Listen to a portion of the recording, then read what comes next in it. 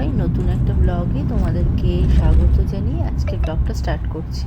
তো আজকে আমি হঠাৎ করে চলে গেলাম খড়গপুরে একটা কোম্পানি থেকে আমাকে ইনভাইট করেছিল মেকআপ আর্টিস্ট। পার্লারে একটু ভিড় থাকার জন্য আমার বেরোতে একটু দেরিই হয়ে গেল। আমি যেখানে থাকি বর্ধমানে, সেই বর্ধমান থেকে যেতে গেলে খড়গপুরে যেতে গেলে কম করে 3 থেকে 4 ঘন্টা টাইম লেগে যায়। তারপরে আবার দেরি করে রাস্তাতে জ্যাম আছে, কিন্তু ঠিক টাইমেই পৌঁছে গেছিলাম আমাদের যেখানে লোকেশন ছিল সেই লোকেশনে। কিন্তু গিয়ে এক বিশাল একটা সমস্যা। সেই সমস্যাটা কি? সেটা হলো যখন লিফটে উঠতে গেলাম, লিফটে ওঠার পরেই দেখছি লিফটে কারেন্ট চলে গেছে। আমি তো ভয় একদম মানে তটস্থ হয়ে গেলাম। আমার কোনোদিনও এরকম সিচুয়েশান হয়নি। আমি ভয়ের চোটে যে কটা বটম ছিল ওখানে সব কটাই বটম টিপে দিয়েছি। এরকম সময় দেখলাম হঠাৎ করে খুব সাউন্ড হতে লাগলো। তারপরে বাইরে থেকে একজন ভদ্রলোক আসলেন, এসে সেটাকে ম্যানেজ করলেন, করে আমার যেই ফ্লোরে আমার মানে আমি ছিলাম থাকার জন্য আমাকে ব্যবস্থা করে দিয়েছে কোম্পানিতে, সেই ফ্লোরে গিয়ে পৌঁছালাম। তারপরে আমার ভয়টা কাটলো। আর আমার প্রোগ্রাম হচ্ছে আগামীকাল 27 মার্চ। হ্যাঁ, তোমরা বলতেই পারো যে আমার ভিডিওটা দিতে অনেকটা দেরি হয়ে গেল। সত্যি তাই, কি করব বলো, আমাকে তো আরও সব কাজগুলোকে একা হাতেই সামলাতে হয়। তোমরা সবাই জানো আমার ক্লিনিক আছে, আমার পার্লার আছে, আমি মেকআপও শেখাই, সব কিছু ম্যানেজ করে এবং সব ভিডিও আপলোড করে বা সেগুলোকে এডিট করে পোস্ট করতে করতে একটু দেরিই হয়ে যায়।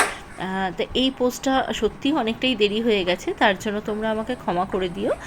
তোমাদের এই দেখতে থাকো, দেখো এখানে আমি অনেক সুন্দরভাবে সব কিছু শিখিয়েছি, সেখানে গেছি। আমাকে এত সুন্দর একটা রুম এরা প্রোভাইড করেছে, দেখো কত সুন্দর রুমটা, একদম নিট অ্যান্ড ক্লিন এবং ছোট্টখাট্টোর মধ্যে। খুব যে বড় ছিল রুমটা তা নয়, তবে দুটো বেড, এদের এখানে সিঙ্গেল বেডের কোনো রুম নেই, তাই জন্য ডবল বেডই নিতে হয়েছে। আর তার সাথে এখানে কিন্তু একটা মিরর আছে, এখানে একটা মিডিলে একটা গ্লাস আছে, আর ভেতরে একটা পর্দা টাইপের আছে, ইচ্ছা করলে সেটা টেনে দেওয়া যায়। যাই হোক, আমার একা সেটা প্রয়োজন হয়নি। আর বাথরুমটাও যথেষ্ট নিট অ্যান্ড ক্লিন ছিল। এটা ছিল একটা ওয়ার্ড্রপ, সেই ওয়ার্ড্রপে পুরোটাই ফাঁকা বলতে গেলে, আর ওপর দিকে একটা লকার আছে। তা প্রত্যেকটা হোটেলে এই সেটআপগুলো থাকেই। আর ভালোও লাগে এরকম একদিন দুদিনের জন্য গিয়ে থাকলে, নিজেকে একটু রিল্যাক্স ফিল হয়। আর এখান থেকে আমি চলে গেলাম হচ্ছে সাইডে যে গ্লাসটা রয়েছে, সেই গ্লাসটা একটা ওয়াল পুরো গ্লাসের, সেখান থেকে বাইরেটা পুরো দেখা যাচ্ছে, মানে পুরো খড়গপুর শহরটা পুরোটা দেখা যাচ্ছে। দেখো, ইন্ডাস্ট্রিয়াল এরিয়া তো, খুব সুন্দর লাইট দেওয়া, মানে সব জায়গায় চারদিকে কারখানা রয়েছে, আর সেগুলো লাইটগুলো দেখা যাচ্ছে। তা ভালোই লাগছে সেগুলো দেখতে। সবশেষে আমি আবার পরের দিন রাত্রিবেলায় আমি ডিনার করে নিয়েছি, করে শুয়ে পড়েছি, খুব টায়ার্ড ছিলাম, তাই জন্য আর বেশি ভিডিও করতে পারিনি। রাত্রে ডিনারটাও আমি ওটা নিতে পারিনি। যাই হোক, তোমরা সেটা নিশ্চয়ই বুঝতে পারবে। আমি পরের দিন যখন প্রোগ্রাম হচ্ছিল, তার আগে আমাকে যেই স্যার আমাকে ইনভাইট করেছিলেন, সেই স্যার আমাকে একবার বললেন যে ম্যাডাম, আপনি একটু এসে সেট আপটা একটু দেখে যান, যাতে কোনো অসুবিধা না হয় মেকওভার করার সময়। তাই আমি একদম যখন স্টুডেন্টরা আসবে তার ওদের যে টাইমিং ছিল এবং আমার যে টাইমিং ছিল তার অনেকটা আগেই আমি একটু গেলাম যেখানে প্রোগ্রামটা হবে সেই হলে। সেই হলে গিয়ে চারপাশটা দেখলাম এবং যেখানে যেখানে যে প্রবলেমগুলো আছে, কোনোটা ডান দিক থেকে বাঁ দিকে সরাতে হবে, কোনোটা বাঁ দিক থেকে ডান দিকে সরাতে হবে, সেগুলোকে একটু বলে দিলাম, একটু ম্যানেজ করে নিলাম। করে নিয়ে আমি আবার চলে এলাম হচ্ছে আমার রুমে, কারণ আমাকেও মেকওভার করতে হবে। আর এই দিন একটা প্রবলেম হয়েছে, সেটা হচ্ছে জয়দীপদা আমাকে বললেন, জয়দীপদা মানে হচ্ছে আমার যে স্যার, যে ম্যাক্স ফ্যাক্টরের কোম্পানির জোন ম্যানেজার, উনি আমাকে ইনভাইট করে নিয়ে গেছেন। প্রবলেম হলো, যে হেয়ার স্টাইলার, আমার শুধু মেকআপ করার কথা ছিল, কিন্তু যে হেয়ার স্টাইলার আসার কথা ছিল, সেই হেয়ার স্টাইলারের বাড়িতে কেউ একজন মারা গেছেন, তাই জন্য সে আসতে পারেনি। তাই আমি তো হেয়ার স্টাইলের কোনো জিনিসই নিয়ে যাইনি, কিন্তু যখন এই প্রবলেমটা হয়েছে আর নতুন করে কোনো হেয়ার স্টাইলার পেলেন না জয়দীপদা, তখন আমাকে বললেন যে ম্যাডাম, আপনি একটু ম্যানেজ করুন। তা আমার কাছে যা যা জিনিস ছিল সেটা দিয়েই আমি ম্যানেজ করার চেষ্টা করেছি। খুব ইজিভাবে, খুব সফট ওয়েতে একটা হেয়ার হেয়ারস্টাইল করেছি এবং সবথেকে বড় কথা খুব কম টাইমে। আমি যেই হেয়ারস্টাইলটা করেছি ক্রিম করা থেকে শুরু করে পুরোটা খুব বেশি যদি হয় তাহলে 10 থেকে 12 থেকে 15 মিনিটের মধ্যেই আমি কমপ্লিট করেছি। আর তারপরে তোমরা দেখতেই পাচ্ছ যে আমার যে মডেল তার হেয়ারটা কত বড়। এই হেয়ারটা ম্যানেজ করতে করতে আমার অবস্থা খারাপ হয়ে গেছে। আবার কি হচ্ছে তার হেয়ারে মানে যেহেতু আমি ক্রিম করিনি তাই জন্য জায়গায় জায়গায় ফেটেও যাচ্ছে। মানে খুব প্রবলেম হচ্ছিল এর হেয়ারটা আমার ম্যানেজ করতে। তাও আমাকে করতে হবে, কারণ আমি হচ্ছি মেকআপ আর্টিস্ট, মেকআপ করাটাই আমার হচ্ছে কাজ। তাই আমি যতটা পারলাম, যেমন করে পারলাম সেরকম করে আমি তার হেয়ারস্টাইলটা করলাম।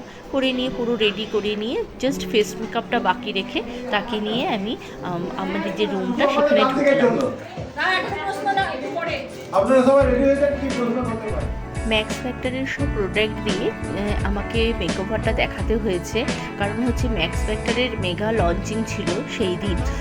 সেই প্রোডাক্ট দিয়ে দেখিয়েছিলাম, কিন্তু সেখানে একটু প্রবলেমও ছিল, কারণ যে স্যার আমাকে নিয়ে গেছেন সেই স্যারের কাছে সব রকম প্রোডাক্ট অ্যাভেলেবেল ছিল না। তাই জন্য স্যার আমাকে বলেছিলেন যে অন্য কোনো প্রোডাক্ট যদি ইউজ করতে হয় তাহলে আপনি সেটি ইউজ করতে পারেন। কিন্তু না, আমি মনে করি যখন আমাকে কোনো কোম্পানি থেকে নিয়ে যাবে এবং সেই কোম্পানির ব্র্যান্ডিংয়ের জন্য আমাকে যখন নিয়ে যাবেন তখন আমার উচিত তাদের যে প্রোডাক্ট অ্যাভেলেবেল আছে, তাদের কাছে যেটা রয়েছে সেই প্রোডাক্ট দিয়েই আমার মেকওভারটা দেখানো উচিত। আর ঠিক তাই করলাম আমি। শুধুমাত্র আইল্যাশ আর ডোনেটটা তো কোনো কোম্পানির হয় না, শুধু আইল্যাশটাই যেটা আছে সেই আইল্যাশটাই শুধু আমি অন্য কোম্পানির ইউজ করলাম এবং অন্য কিছু ইউজ করলাম। তাছাড়া সব কিছু তার যেই প্রোডাক্ট যেগুলো আমাকে দিয়েছিলেন আমি সেই দিয়েই পুরো মেকআপটা করলাম। তাই জন্য স্টুডেন্টদের প্রচণ্ডই ভালো লেগেছে, খুবই ভালো লেগেছে তাদের এই মেকওভারটা, কারণ হচ্ছে খুব কম জিনিস দিয়ে আমি পুরো মেকওভারটা করলাম। আমি ওদেরকে শেখালাম যে একটা কোনো মেকওভার করতে গেলে যে অনেক জিনিস দরকার হয়, অনেক টাকার প্রোডাক্ট তুলতে হয় তা নয়। আসল দরকার হচ্ছে নিজের জ্ঞানটা, সেন্সটা, যে কোনটা থেকে কি করা যায়। আইশ্যাডো যে প্যালেটটা থাকে সেই প্যালেট দিয়েও আমি যেরকম আইশ্যাডো মানে আই মেকআপটাও করেছি, সেটা দিয়ে আবার ব্লাশ মানে সেখান থেকে আইশ্যাডো নিয়ে ব্লাশারেও আমি ইউজ করেছি।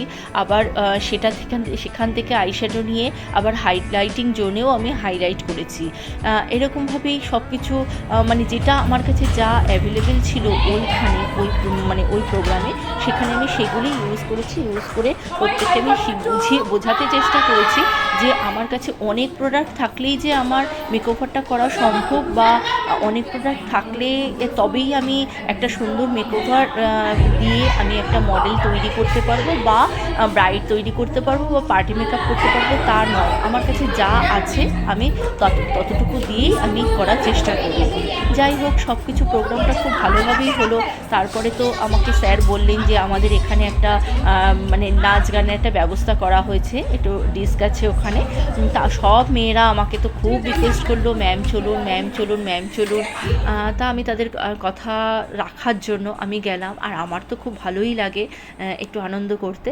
তা সেখানে গেলাম, সেখানে গিয়ে একটু ওদেরকে এন্টারটেন করলাম, নিজেও এন্টারটেন হলাম, একটু নাচ গান করলাম, করে তারপরে আমি একদম বর্ধমানে ব্যাক করলাম। একটু রাত হয়েছিল ঠিকই, কিন্তু বর্ধমানে চলে এসেছি। আর সেদিন প্রচণ্ড টায়ার্ড ছিলাম, তাই জন্য পরের ভিডিও আর কিছু নিতে পারলাম না। ব্যাক করে আসার টাইমের যে ভিডিও সেটা আমি আর নিতে পারলাম না, তার জন্য ক্ষমা করো তোমরা। তাহলে আজকে এই পর্যন্তই থাক, দেখা হবে আবার পরে একটি ভিডিওতে। ততক্ষণ পর্যন্ত তোমরা ভালো থেকো, সুস্থ থেকো, সাবধানে থেকো। টাটা।